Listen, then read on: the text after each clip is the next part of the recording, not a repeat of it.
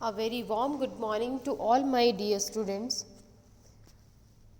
I hope that you all will be good and safe at your home. So today it is our maths class and we are going to start our exercise 4.12. So ready for the class? So today we will complete two exercises, exercise 4.12 and after this 4.30. In this exercise we have to multiply any digit with 10 or with 100. So let's start. First is given to us, we have to multiply 5 by 10. So no need to be worried ki how we can do that. The simply we have to write the same digit, like we have to multiply 5. So we will write the same digit. And after that we will count the number of zeros. So how many zeros are here? There is only single zero. So we will put this zero on the right side of the digit. So 5 multiplied by 10 is 50. And next is 4 multiplied by 100. What? We will write this digit here. The same digit we will write. And after that we will count number of zeros. How many zeros are there? There are 2 zeros. So these 2 zeros we will put after the right side of the digit. We will put right side of the digit. 2 zeros were there. So 4 multiplied by 100 is 400. Next we have to multiply 37 by 10. Again same digit we will write here. After that number of zeros, there is only 1 zero. So this zero we will put here. So 37 multiplied by 10 is 370.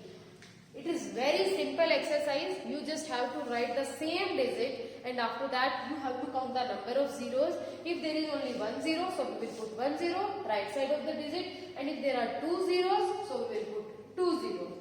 Okay. So now it's like this you will solve your exercise 4.12 in your maths book.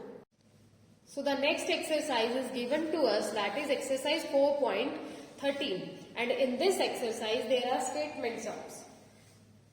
So the first statement is given, a flower has 6 petals. How many petals do 34 flowers have? When we will do multiplication, if they had given any information about one thing means there is one flower, they are giving information about one flower and they are asking about 34 flowers. Means after giving information about one thing and they are asking about more than one thing, then we have to do multiplication. Here is the picture of flower. This flower 1, 2, 3, 4, 5, 6. There are 6 petals. These are known as petals. So if one flower has 6 petals, then how many petals do 34 flowers have? So petals in one flower 6 and petals in 34 flowers, we have to find out this. So what we will do, we will multiply. Once 10 and 100, we have to multiply 34 by 6. 6 4s are 24. So 4 we will write here and 2 carry. 6 3s are 18. 18 plus 3, it is 21.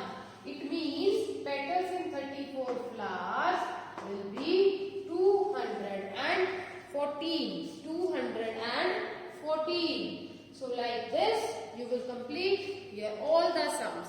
We will take one more example.